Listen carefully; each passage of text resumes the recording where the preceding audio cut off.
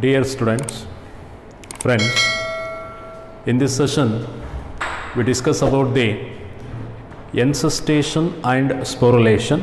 This session is actually asexual reproduction part 2 session. In this session we discuss about the encystation and sporulation. What is this encystation and sporulation?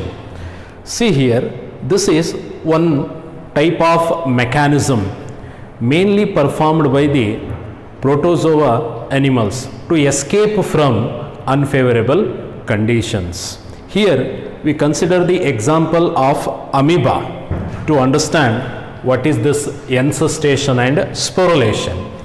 We know that amoeba is unicellular protozoa animal or organism. Here this is the common structure of amoeba. In unfavorable conditions, these organisms, these animals, these organisms face some problems. What type of problems? During unfavorable conditions, these organisms face. For example, in unfavorable conditions, maybe high temperature or very low temperature, no proper availability of food, there is no proper moisture.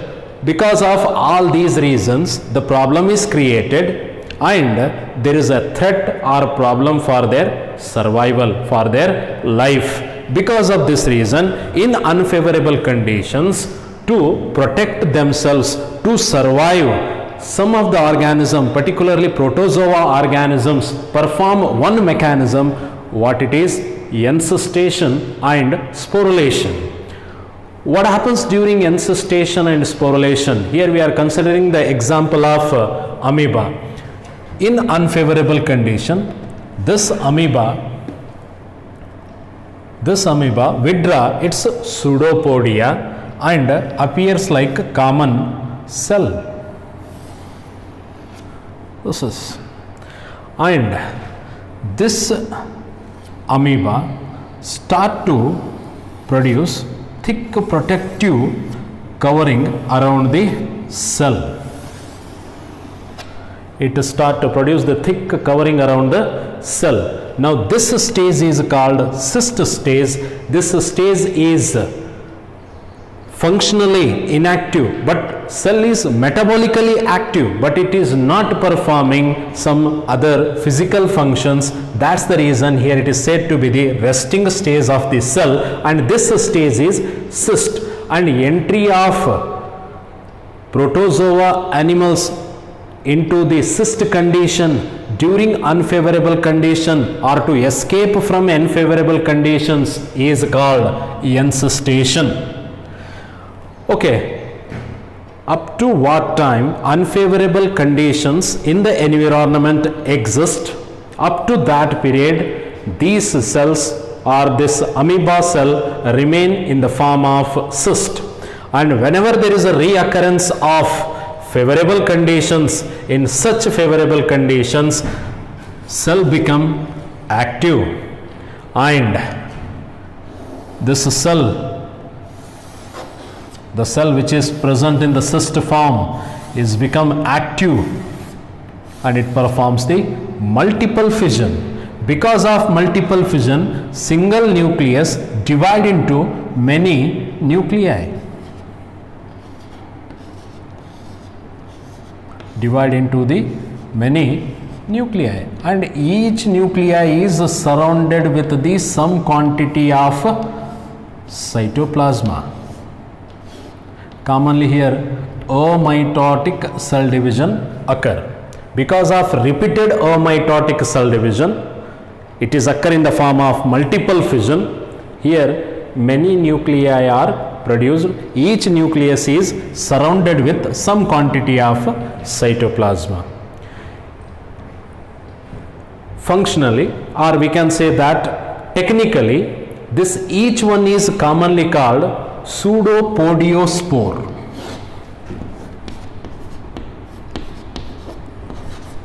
Pseudopodiospore. So here Within the cyst, what the amoeba cell is present, it performs the multiple fission and it produces the spore-like structures. And these spores are commonly called pseudopodiospores. When these pseudopodiospores are completely developed, when they become mature, they liberated to the external environment by the rupturing of cyst. By the rupturing of cyst cell, what the pseudopodiospores are present, these are liberated outside. And these pseudopodiospores in favorable condition, in good environment, in suitable environment, they germinate, they grow and they act as separate individual organism. This process is sporulation.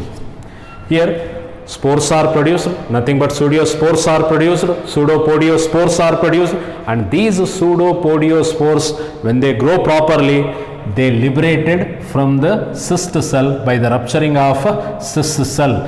This phenomena is called sporulation. So this is encystation and this is sporulation. This is the mechanism performed by protozoa organisms to escape from the unfavorable conditions. So this is about the encystation and sporulation. Okay, next after this we proceed with the next part of asexual reproduction. It is vegetative propagation. Now we discuss about the next method of asexual reproduction. It is vegetative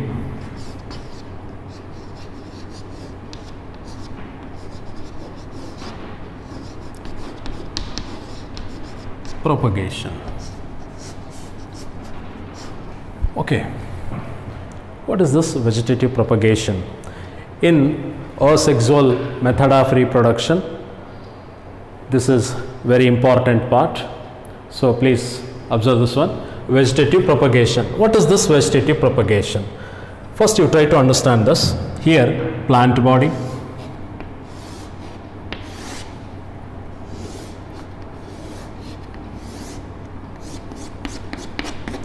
okay, this is the ground level, roots,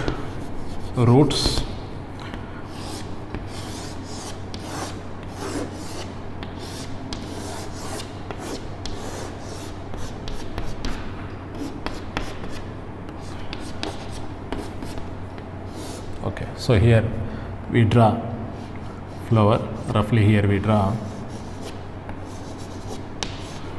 flower. Okay, you observe this one. Roughly I have drawn example of plant body, root, stem, leaf, branches, and here flower is present. Okay, now observe this plant body. How this plant performs the reproduction, majorly sexual method of reproduction. In this plant, reproductive part of the plant is flower. Flower is the reproductive part of the plant body, because flower is mainly involved in the process of sexual reproduction, as it contains androecium and gynoecium, male reproductive organ and female reproductive organ. Because of this reason, flower is the reproductive part of the plant body. It involves in the process of it is helpful for the sexual reproduction. What about leaf, stem, root and remaining parts? They do not involve in the process of sexual reproduction. Because of this reason, these are said to be vegetative parts of the plant body. Flower is the reproductive part because it involves in the process of sexual reproduction, and the remaining part of the plant body, they are not involved in the process of sexual reproduction. Because of this reason, those parts are considered as the vegetative parts, and these parts are roots, stem, leaves, all these things are comes under the vegetative part of the plant body. Remember this, vegetative part of the plant body not performing sexual reproduction. Then what is vegetative propagation? The process of asexual reproduction when occurs with the help of vegetative part of the plant body. Such type of asexual reproduction is called vegetative propagation. That means asexual reproduction is occurring with the help of roots, or maybe the stem, or maybe the leaf. In such cases, what it indicates, these are the vegetative parts, but performing the asexual method of reproduction, such method or such type is considered as the vegetative propagation. And the vegetative part of the plant body which is helpful for performing vegetative propagation is called vegetative propagule. It is called a vegetative propagule. Now we discuss different types of vegetative propagation types, methods in different plants. In vegetative propagation there are two methods. First one is natural method and second is artificial method. What is natural method of vegetative propagation? Here natural method of vegetative propagation occurs without the involvement of human activities. That means in plant it occurs naturally. Here natural method of vegetative propagation includes the vegetative propagules, mainly it includes the roots, stem, and the stem undergoes the modification. Because of this reason, in stem here we have a rhizome, bulb, tuber, runner, sucker and offset. Another type of vegetative propagules in a natural method of vegetative propagation, leaves, and next one is bulbils. These are comes under the natural methods of vegetative propagation. Here in second method is artificial methods of vegetative propagation. What is this artificial method? Here vegetative propagation occurs in the plant by the involvement of human activities using laboratory techniques. These are four methods, include cutting, layering, grafting and micropropagation. In this session we discuss natural methods of vegetative propagation, and in next session we discuss about the artificial method of vegetative propagation. Vegetative propagation is a common method or very common process of asexual reproduction in angiosperms. Here we discuss some common methods. So here we discuss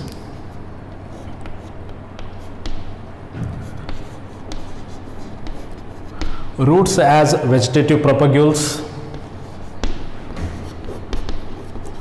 stem as vegetative propagule, leaf or leaves vegetative propagules, and the next one is bulbils.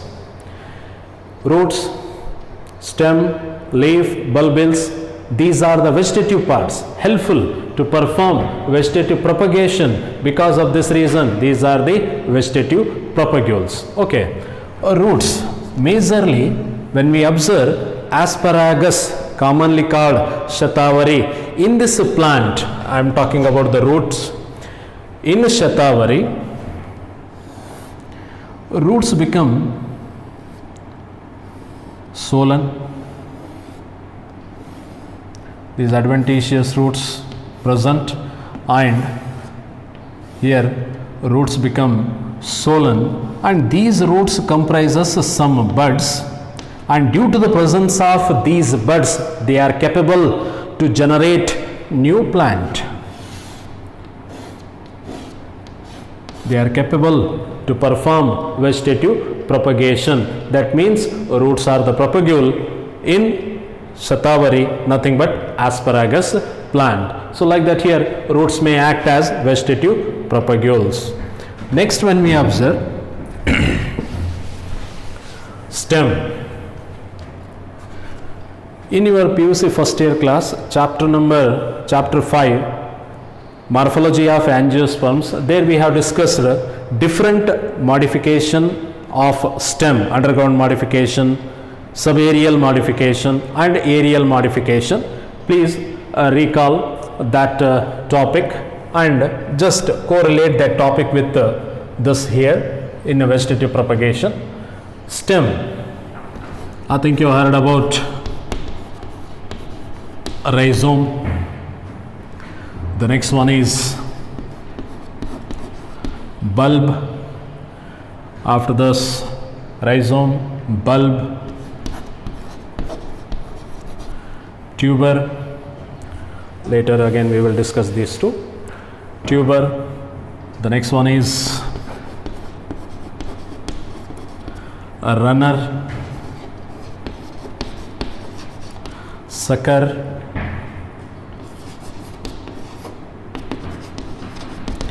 offset. All these are different methods or modification of stem to store the food and also to perform the vegetative propagation. First we discuss about the rhizome. Very good example of a rhizome is found in the ginger. We know that roughly when I draw ginger, it may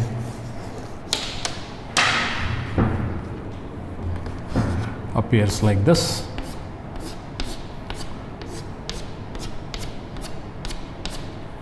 Okay, just observe this one. Consider this one is the ginger. Here ginger is present in a underground level within the soil. It is growing horizontally. It possesses some marks. Actually these are nodes, and these nodes possess the thin covering like structures. Those are scaly leaves. From these scaly leaves, from these nodes, not scaly leaves, from these nodes adventitious roots are produced, and in these nodal position there is a presence of the buds. From these buds, this ginger, this rhizome is capable to produce new plant body. It is capable to produce new plant body. Like this here, a rhizome is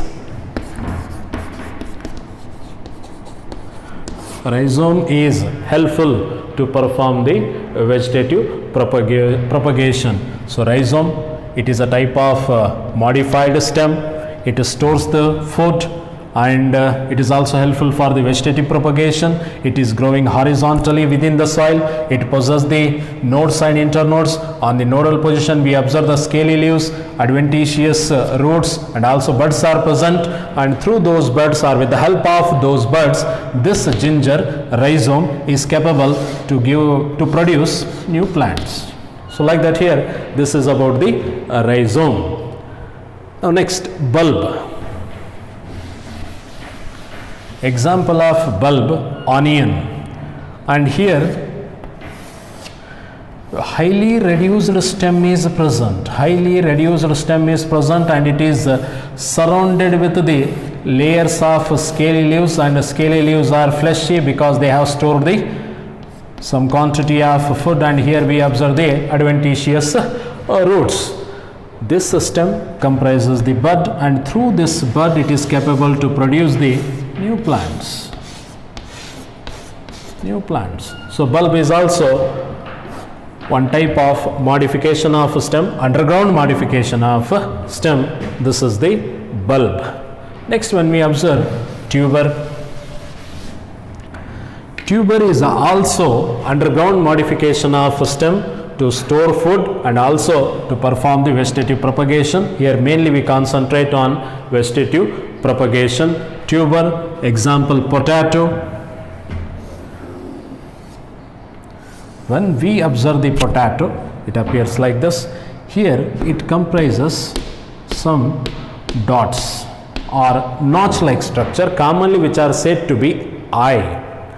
In these eye there is a presence of buds. Buds are present, and these buds when germinate start to produce the adventitious roots and also new plant. In this way, this tuber potato is helpful to perform the vegetative propagation. Tuber, example potato, it is underground modification of stem. Next we discuss about the runner. A runner is a subaerial modification of stem, mainly for the purpose of vegetative propagation, commonly seen in grass. You just consider this is the grass plant. Here it comprises the roots, fibrous root system. It produces branch, horizontal branch, which grow along the surface of it grow parallel to the surface of the soil. It grow for some distance. Consider this one is the nodal position. From this nodal position, it start to produce the adventitious roots and the new plant body. Again, this plant may produce the next branch, and from its nodal position node, it produces the adventitious roots and new plant body like this. And it may be produced in any direction, and maybe there is a formation of network. This horizontal branch growing parallel to the soil surface and grow for short distance, and from its nodal position it produces the adventitious roots and a new plant. This branch is called runner, and this runner is helpful for the vegetative propagation. So runner is subaerial modification of stem, commonly observed in grass. Whereas next one we observe sucker. Sucker is subaerial modification of stem, commonly observed in chrysanthemum. You just observe this. Say this is the chrysanthemum plant. Here, this is the main plant body. Here, lateral branches of stem present. This one of the lateral branch of the stem, this grow downward and touch the soil surface. It grow downward and touch the soil surface. And where it touch the soil surface, from there it start to produce the adventitious roots, and again it grow erect into a new plant body. And this branch is called sucker, and this is modified stem, subaerial modification of stem, mainly to perform vegetative propagation, commonly observed in chrysanthemum. This is about the sucker. Next we have offset. What is this offset? We discuss. See here, offset is subaerial modification of stem, commonly observed in aquatic plants, mainly in floating hydrophytes. Very good example is Pistia. Even Eichhornia is also very good example.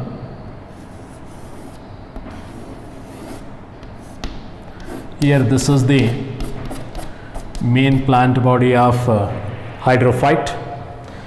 Here there is a presence of a root system. It is a floating hydrophyte. This one produce the horizontal branch which grow for short distance. From its nodal position, it produce the adventitious roots and new plant body. This is said to be offset. This is Pistia, and even in the Eichhornia also offset is present. Eichhornia comprises the bigger leaves. Here a root system is present, and this is the offset, and here it produces the new plant. This is the offset. Offset is mainly helpful for vegetative propagation. Also it provides the some buoyancy to the hydrophytes as it contain aerenchyma. Buoyancy, it provides the floating capacity to the hydrophytes. Due to the presence of aerenchyma, it also provides some buoyancy, but here we are mainly considering about the vegetative propagation. So because of this reason, here the offset is the horizontal branch of stem which grow for certain distance or short distance, and from its nodal position it produces the adventitious roots and new plant body. This is said to be the offset. So here runner, sucker as well as the offset. Here we have little bit explanation regarding the eichhornia. The common name of eichhornia is water hyacinth. This water hyacinth or eichhornia is commonly called Bengal terror. Why it is called Bengal terror? Because this eichhornia is not Indian origin plant. It is exotic plant, or we can say it brought from different countries or foreign countries to India for its attractive flowers. First time in India, it was introduced in West Bengal. There, people observed, or experts observed, that it grown luxuriantly in water body by destroying other aquatic flora and fauna. How? Because of its luxuriant growth in water body, it start to capture the maximum quantity of oxygen from water body. Because of this reason, other aquatic plants and animals which were in the same water body were not get the sufficient quantity of oxygen and they were died. Because of this reason, this one is named as Bengal terror. So this is about the Bengal terror and this is about the offset. Now next we discuss about the third type of vegetative propagule, that is leaf. How leaf act as a vegetative propagule and how leaf performs the vegetative propagation we discuss.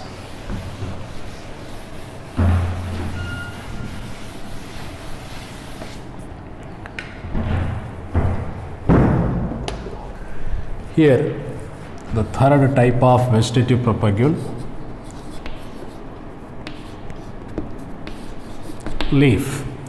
Here in bryophyllum, we observe very good example of vegetative propagation by a leaf. When we observe the bryophyllum, say this is leaf of bryophyllum.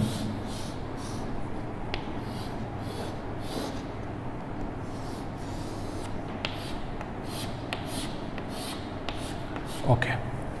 Here leaves of bryophyllum are succulent, spongy, and they contain some quantity of mucilage. It is one type of a xerophytic adaptation that we know. Mainly here leaves comprises notch in the margin. Within these margin, buds are present, leaf buds are present, and these buds are called epiphyllous buds. Epi on, phyllis fill, leaf, epiphyllous buds. Buds present on the leaves. This is the meaning, epiphyllous buds. Sometime these buds absorbs the moisture and start to produce the adventitious roots. Not only produce the adventitious roots, they germinate to produce the new plantlets. Here they produce the new plantlets like this. Epiphyllous buds germinate to produce the new plantlets. When this leaf detach from the parental body and fall over the ground, these plantlets coming contact with the soil and they start to produce they start to rooted within the soil, and this body is decomposed, and these each plantlet is become a individual plant. So like that here, leaf is performing vegetative propagation. This is the example of bryophyllum, and here we observe that in this case leaf buds, epiphyllous buds are present. These are helpful for the vegetative propagation. Now next we consider the bulbils.